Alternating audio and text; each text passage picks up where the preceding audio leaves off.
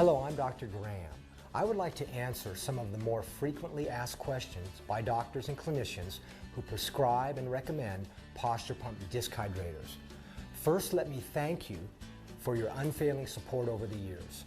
As of the beginning of 2010, you have applied patented Posture Pump technology to nearly 2 million patients. We can never know the precise number of people you have collectively restored to productive lives by breaking the debilitating cycle of addictive pain medication. But we are grateful and proud you have allowed us to participate. And special thanks to the many medical specialists who have reported avoiding last resort surgeries with the help of the Posture Pump. You have been tremendous and we truly appreciate your support. Your most frequent questions have been, what is the simplest way to explain the necessity for forward curves in the neck and back? And how can I quickly explain disc hydration? Let me tackle both of these together and hopefully cover your other questions in the process. Thank you very much.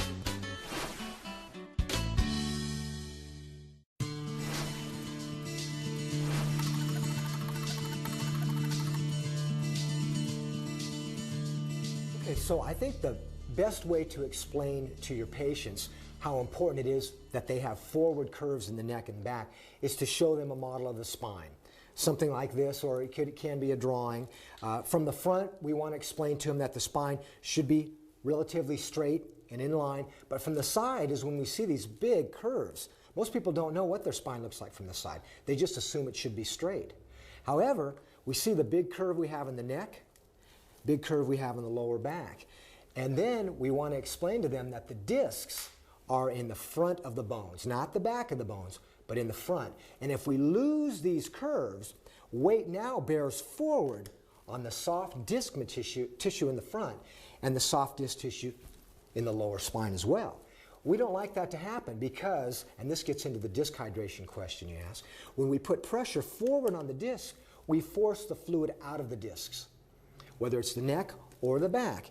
For any prolonged period of time, if we have weight forward on these joints, the fluid will be forced away from the disc, and if it's left like that over a period of time, the disc will dry up and eventually the bones will change their form. Let's take an example. If we look at this individual here, this is a picture of the neck from the side. We notice that there is a nice curve, a forward curve in the spine. This is a picture of the neck from the side, only in this case, this individual has lost his normal curve in the neck. Therefore, putting pressure forward on the soft disc tissue, forcing the fluid out of the discs. Now, over a period of time, we can see that this individual, for example, 55 years old, a young man, but because he has lost the normal shape of the spine and forced the fluid out of the discs are thinning here and bone spurs are growing. And this is because the joints are dried up now, the spine is very stiff. The discs cannot get their fluid back.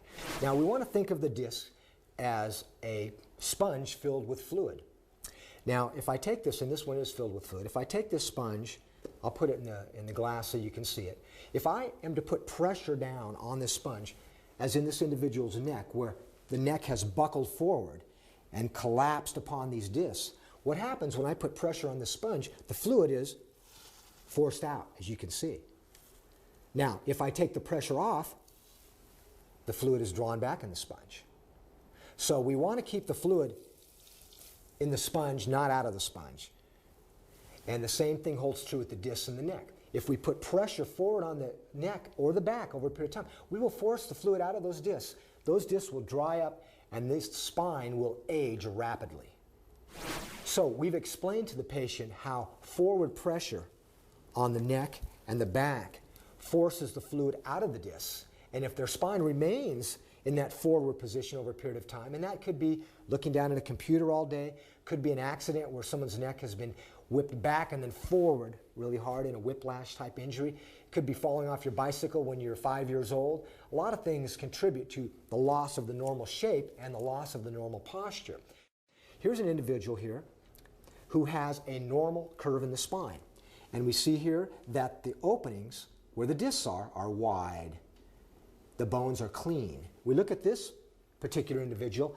We've got an opening here, a wide disc space, but all of a sudden, collapsing disc space, totally collapsed disc, collapsing disc space, bone spurs growing in the neck there. Again, tremendous amount of pressure over the years, forcing the fluid out, the discs dry up, and the spine literally starts to rot away, becomes very stiff and painful.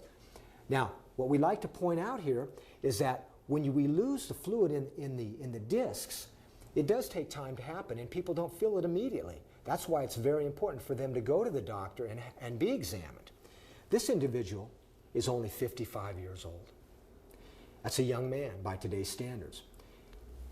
Because he lost the shape of his neck and forced the fluid out of the disc, his spine now looks like a 75 to 80-year-old person, maybe 90 years old. And lo and behold, we look over here, and here's an individual that went through his life with a normal curve in his spine. He's 75 years old. The discs are open. There's no bone spurs. He's got the neck of, say, a 20-year-old, even though he's 75.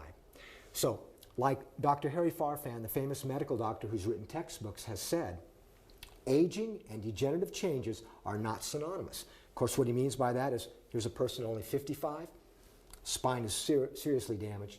This person is 75, again, the spine looks like a 20-year-old. So it's not the age of the individual, it's the shape of the spine that determines its longevity and function.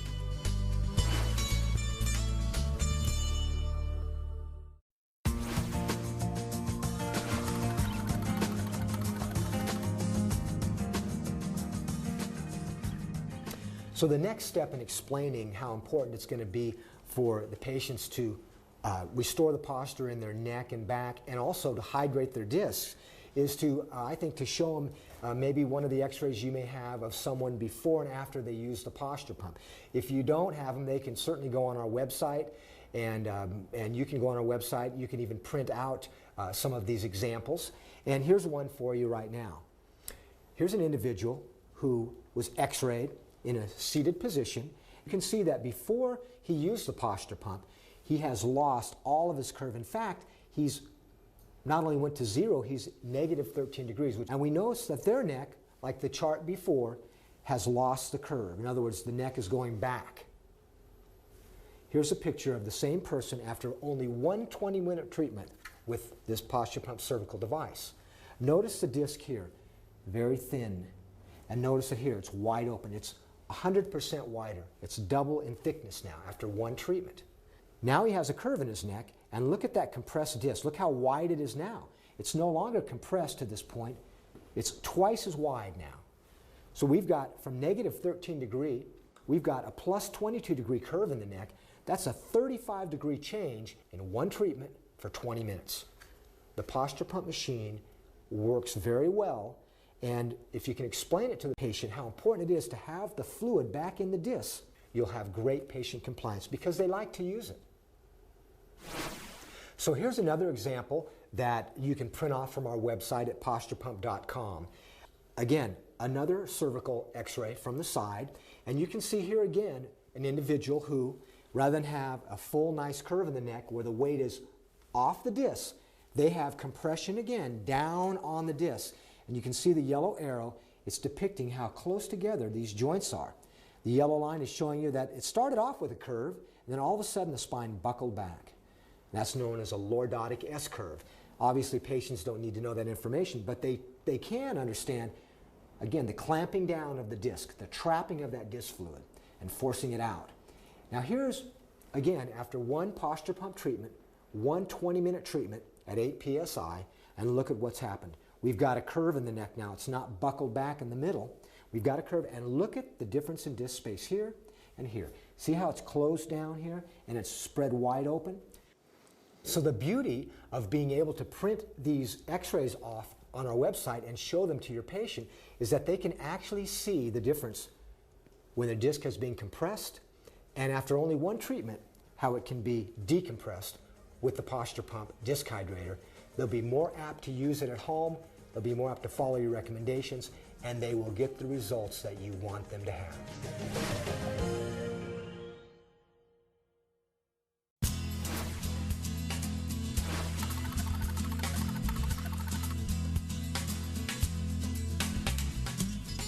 In 2006, the famous neurosurgeon Dr. Norman Shealy, who's a PhD, and I believe he's written 20 or 30 books, very nice gentleman, agreed to do some research for us regarding the Posture Pump Disc Hydrator. And the first study he did in 2006 depicted this type of situation over and over in the 34 patients that he performed MRIs on. In this study, he performed an MRI before treatment with the Posture Pump Disc Hydrator, and then an MRI in the same patient immediately after the treatment. This particular study, the patient underwent one 20-minute session using the Posture Pump Disc Hydrator. And he found out something very interesting, something that we hadn't proven before. Take a look again here at the discs. Again, this person is facing that direction. Cervical, spine. You see the discs here. Notice what he depicted here as bulges. After one 20-minute treatment, look at the spine now.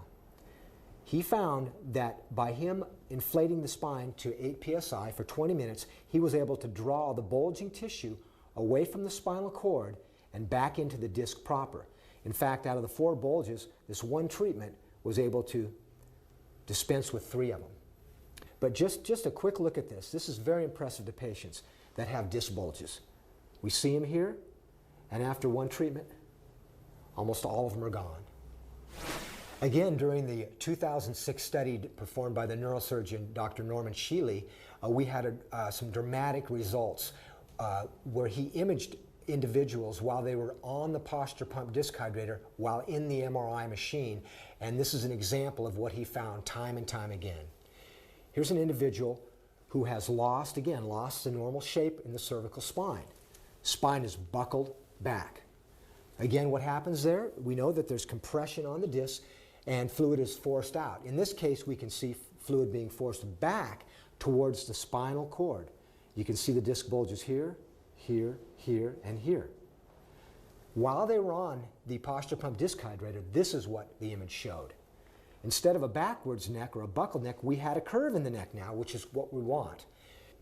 And the disc spaces are wide open, 21%, 33%, and 20% respectively. The disc bulges now were drawn back into the disc proper and away from the spinal cord. These blow-ups here are of the key areas. This is before the treatment. You see the disc bulges here. And this is during treatment. The disc bulges are drawn in and the disc spaces are wide open, while simultaneously a curve has been placed into the spine. The beauty of the Posture Pump Disc Hydrator, it pulls bulges back towards the nucleus pulposus, or the center of the disc. It puts the curve back in the spine and heightens the thickness of the disc.